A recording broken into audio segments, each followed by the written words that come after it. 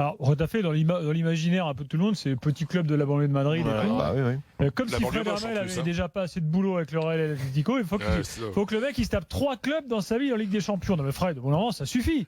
Ouais, c'est vrai que ça fait un petit peu too much. Oui, il faut laisser aux autres. Alors on va, comme on peut, voilà, on a rarement l'occasion de parler de Retafe. J'avais fait un avis tranché il y a à peu près un mois pour dire, pour le bien de Retafe, j'espère qu'ils vont pas aller en Ligue des Champions. Sauf que là, ils sont quatrième avec 3 points d'avance, il reste 2 journées. Et que quand tu vois Séville qui est juste derrière et Valence qui quand même ont subi des défaites. Séville a perdu 3-0 contre Leganés à la domicile. À Leganés qui est déjà sauvé, qui n'a aucun objectif. Donc on se retrouve avec un Retafe. Alors Retafe, c'est 25 bornes de Madrid. C'est la banlieue sud, ce qu'on appelle la ceinture rouge. C'est la banlieue ouvrière. Un peu le Créteil de Madrid. Non, Villejuif, non? Ouais, alors c'est surtout, alors il y a des c'est comme si Créteil par était en Ligue des exemple Champions. Bobigny. L'aérospatial, c'est très important pour l'aérien là-bas. Tu as Airbus, tu as Eurocopter, l'aérospatial. Il y a des grands espaces réservés à l'industrie. C'est voilà. donc. C'est plus Aulnay du coup. Ouais. Ouais, voilà. Moi, je suis un ch'ti, je connais pas trop la banlieue parisienne, mais bon, je vous fais confiance là-dessus. Le stade, c'est quoi? C'est Lens pour Lille alors. Oui. Oh, tu vas le fâcher là. Oh, tu vas le fâcher là. Je suis sur un plan là, il y a aussi la cathédrale Santa Maria Magdalena et un Burger King. Voilà. c'est dans la cathédrale. Et vous savez, alors le stade, vous savez, ils appellent ça le Coliseum. Alors qu'il fait une capacité de 15 000, il y a 10 000 personnes.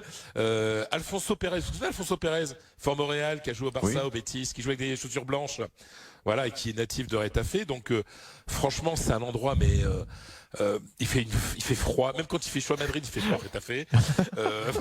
Non, mais c'est catastrophe. Vous allez dire que c'est.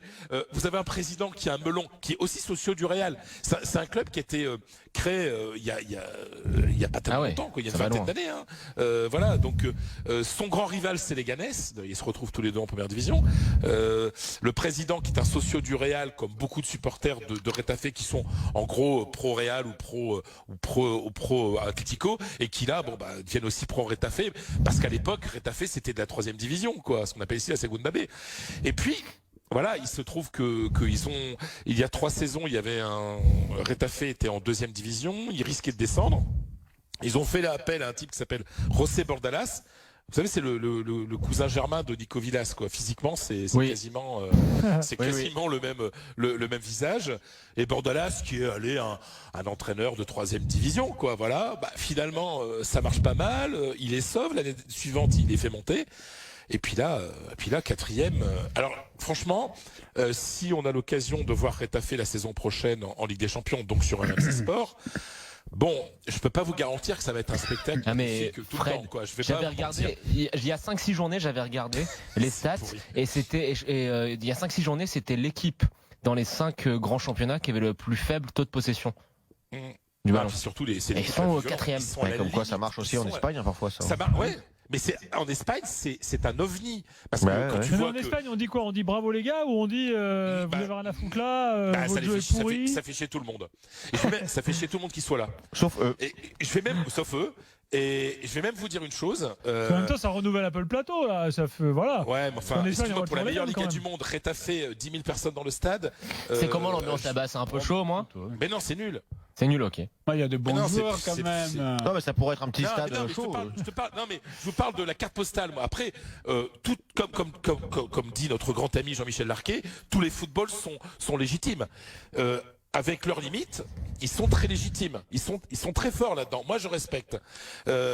Mais il y avait même le sentiment en Espagne que la Fédé voulait surtout pas que Retafe soit le 4e représentant de la Liga en Ligue des Champions, et c'est vrai que les arbitrages ont été pathétiques contre eux, quoi.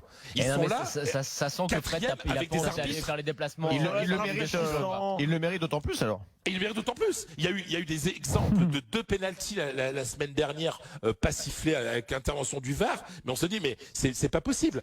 Mais ce sont des guerriers. Il y a un entraîneur qui a un discours dur. Voilà, ce sont des gars qui sont à fond. Et puis, tu sais, il y a une mayonnaise qui prend. Vous avez David Soria, vous ne le connaissez pas. Il était gardien remplaçant à Séville. D'un coup, il vient là, il fait la meilleure saison de sa vie. Vous avez Djené, le défenseur central togolais qui intéresse l'Atlético. D'ailleurs, pour remplacer Godin devra annoncer demain qu'il part à l'Inter, mon cher Simonet. À 13h, conférence de presse. Voilà. Donc c'est pour dire c'est ça son départ. Donc pour le remplacer, ce sera Djené, peut-être a priori. Vous avez Mata qui est un joueur c'est un petit joueur et voilà qui met plein de buts. Franchement, c'est une équipe qui n'est pas belle à voir. Mais ils sont légitimes, ils sont là. Et donc, tu aurais pu citer Dimitri Foulquier, qui vient de Strasbourg. Oui, c'est vrai, ça c'est vrai. Il est champion, il a gagné la Coupe du Monde avec l'U20, non? Il y en a un, il y a l'ami intime de Jonathan. Qui? Flamini. Ah oui, c'est vrai qu'il est toujours là, on l'oublie toujours. Mais il joue pas, quoi. Un moment que je l'ai pas. Mais le gentleman de footballeur milliardaire. Le plus riche de. Aimé Mata, Jorge Molina. Ouais, bah oui, mais c'est Jorge Molina, il a 37 ans. Ouais. Non mais 37 ans, le mec c'est la saison de sa vie. Ben ouais, non, puis là il marque plus que jamais. Non mais il y a une de toute façon, quand t'es rétaffé pour être 4e de la Liga, il faut qu'il y ait plein de choses qui s'allient à un moment donné, quoi. Et là, voilà. Donc, mais rassurez-vous les amis, je serai bien présent à Rétafé la saison prochaine s'il faut aller couvrir Rétafé. Même si pour la presse, ça t'emmerde. C'est-à-dire que c'est un peu compliqué pour bosser avec eux en plus, parce qu'ils ont le melon. Donc et c'est vrai, il y a un Rambari qui était passé par Bordeaux, vous vous rappelez, le petit milieu uruguayen. Exactement. Mais c'est magique et c'est ça aussi la Liga. Mais attendez, c'est aussi la faute d'équipes comme Séville qui ont pas fait le boulot cette saison, de l'Athletic Club de Bilbao qui avait une carte à jouer cette saison et qui l'a pas joué, qui a même failli descendre quand on regardait les résultats à Noël. Valence qui finalement paye aussi le fait de jouer la finale de la Coupe du Roi, la Ligue Europa et la Liga, et surtout un démarrage catastrophique en Liga qu'il paye encore aujourd'hui. Villarreal qui est toujours menacé de descendre de 2e division, c'est-à-dire que les équipes habituelles ne sont pas là, donc Rétafé en a profité, mais je vous assure, c'est vraiment pas beau.